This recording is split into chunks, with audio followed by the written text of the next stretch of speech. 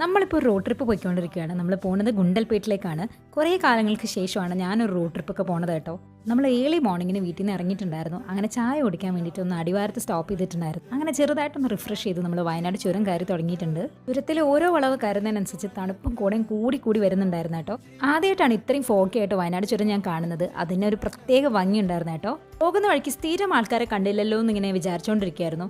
നമ്മുടെ കുരങ്ങന്മാരെ ഹാജരിട്ടിട്ടുണ്ട്. നമ്മൾ കൽപ്പറ്റ ടൗൺ കഴിഞ്ഞപ്പോഴത്തേക്കും ബ്രേക്ക്ഫാസ്റ്റ് കഴിക്കാമെന്ന് വിചാരിച്ചിട്ടുണ്ടായിരുന്നു. അത്യാവശ്യം ഹെവി ആയിട്ട് നമ്മൾ ഭക്ഷണം കഴിച്ചിട്ടുണ്ടായിരുന്നു. കുറച്ച് ദൂരം അധികം പോകാനുള്ളത് കൊണ്ട്. അങ്ങനെ നമ്മൾ മുത്തങ്ങ ഫോറസ്റ്റ് വഴി പോയിക്കൊണ്ടിരിക്കുമ്പോഴാണ് ആനക്കൂട്ടത്തിനെ കണ്ടത് കേട്ടോ.